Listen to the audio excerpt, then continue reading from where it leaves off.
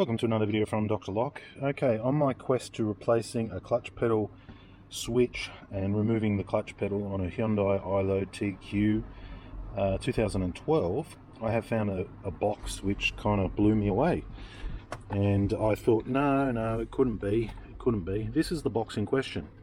Have a look at that. There's the part number. There's the antenna on the side. And it sits in the worst place ever to get it out, up here, like this, like that. Okay, if you can see, sits up there. Now it's got one bolt on this side, which is extremely hard to get out. I was able to get it out with just a ratchet, and then it has a slide-on connection on the side, which I was able to just put a prod in there and lift it up and slide it off. Now, my question is, what the heck is that? I mean, it's got an antenna on it that reminds me of a GSM antenna. So I did some Googling, and I'll see if I can bring it up. Okay, so I found it. It's part of the Hyundai iLoad, which means, although this car was built in 2012, there should be an app that I can connect to retrieve information. Some of the Toyotas I have also found that the newer ones, they've actually got a box like this which sends data and camera information back to Toyota, which you can then purchase back off them. So they know if you're in a crash, they know how fast you're going, where you are, everything about you. So this particular unit here, it's a 2012 model car, so it kind of set me back thinking, you know, I know we've gone from 3G to 4G and now we're up to 5G, so I don't even know if it'd still be working or if it'd be enabled. I will try and do the app, but I thought we'd have a quick little look and see what's actually inside. Is there a SIM card in this? Because that's a GSM antenna, could be a Wi-Fi antenna, but I was surprised to find this located under the dash of a 2012 model Hyundai. Anyway, let's pop it open and see what happens. The secret Hyundai spy box. Mounted in the worst position ever. Super hard to get off. Right, let's start with this little Phillips head on top.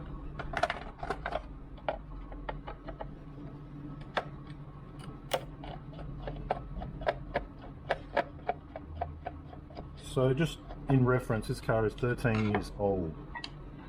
So I don't know if this app is still sort of functioning or anything. Just taking the screw off the top. Look, that doesn't sound good. Just going to work my way around with all these clips. There we go. It's better. It's better. It's better. Okay, and we have this antenna sort of mount here. That's not a push on. You can see what they've done here. It's kind of a slide on. So we have to slide that out. Okay, hello. Let's see what's under the bonnet. Oh, all soldered.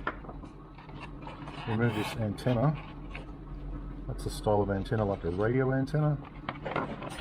Could just be for the car alarm or something. Okay, so there we have it. So is that broadcasting Wi-Fi or Bluetooth to an app? I would say possibly. There's a part number there, TQ10MYBC. If somebody knows exactly what it's doing, let me know. We've got some sort of buzzer happening there, and we've got no SIM card that I can see. This would be for your frequency transmission of some description. Part I can see 1202 and something else on there. Interesting, very interesting. So the mystery box, I have no idea what it does. It's not a GSM board, I'm pretty sure of that, because there's like no SIM card, but it's before we had eSIM cards, so I don't think it's doing that. So I'd be saying this might have something to do with that app. Whether or not it actually works or not, or that app's still working or not, I don't know. There's a little QR code there. But interesting that it would be there. I don't know what it does, so I'm just going to put it all back together and put it back in the car. But Toyotas do have a board and a box like this which actually does send data back, similar to what the planes do, you know, all that type of information. So I wouldn't have expected it on a 13-year-old car to have that. I wouldn't have even expected it to have an app. But after I put this back and I fix what I'm fixing, I might even install the app and see if it works. If you know more about this board, it could just be for the, you know, car remote control. but somebody will know more than I do. So pulling it apart really didn't answer my question, so I went to the Hyundai website and found out that it's Bluelink. It could be Bluelink. So I went and installed the app and tried to connect it to the car, and sure enough, you need a QR code.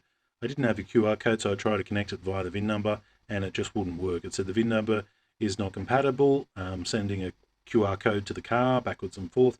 So there's no QR code, I couldn't connect that way. The VIN number didn't work. I've done the app, it wanted your permissions, your email, your date of birth, set a PIN number, verify your email, verify your phone, all that sort of stuff. And I did all of that, and still nothing came back. So I went back to the drawing board, I went back to Google, and then I was able to find out a little bit more information about it. And it is called a BCM. So this is the module that is paired up with the ECU.